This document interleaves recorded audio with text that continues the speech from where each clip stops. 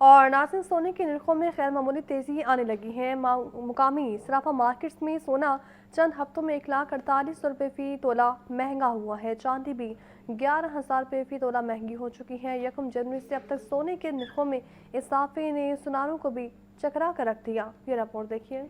लगे 1 जनवरी को मकामी मार्केट में 24 कैरात का खालिस सोना 4,62,200 रुपए फी तोला था, जो 1,48,000 रुपए तक महंगा होकर 5,67,000 रुपए तोला की सतह पर पहुंच गया। 22 कैरात सोना 4,23,680 रुपए फी तोला था, जो 96,000 महंगा होकर 5,19,750 रुपए तोला पर पहुंच चुका है। 21 कैरात सोना भी 4,04,425 रुपए से 91 रुपए फी तोला थे, जो 11,000 रुपए बढ़कर 19,500 रुपए फी तोला की सतह पर पहुंच चुके हैं। सदर सराफा and gems association Shahzad Iqbal का कहना है कि आलमी सियासी मंजरनामे की वजह से सोने की कीमतों में जबरदस्त तेजी है। मुल्की सराफा बाजारों में भी सोना मुसलसल महंगा हो रहा है। इस शादी सीजन में ज्वेलरी की खरीद सिर्फ 5 से 10% हुई। खवातीन की बजाय अब सराफा मार्केट्स में इन्वेस्टर्स का रुझान है। मुख्तलिफ ममालिक जो हैं वो पेपर मनी से निकल के अपने एसेट्स जितने भी हैं वो गोल्ड की शक्ल में या सिल्वर की शक्ल में लेके आ रहे हैं, जिसकी वजह से उनकी परचेजिंग बढ़ी है। किसी ज़माने में शादी सीज़न होता था, एक फैमिली में शादी आई है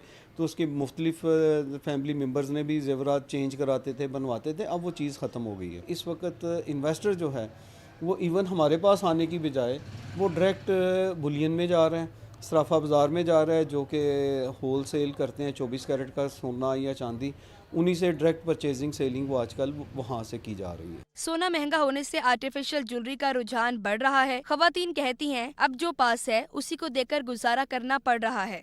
ये है कि आई थिंक कि जो लोगों के पास एग्जिस्टिंग अपनी ज्वेलरी है वो उसी को देख के खुश हो रहे हैं कि उनकी बढ़ गई है, plus it has gotten too expensive now.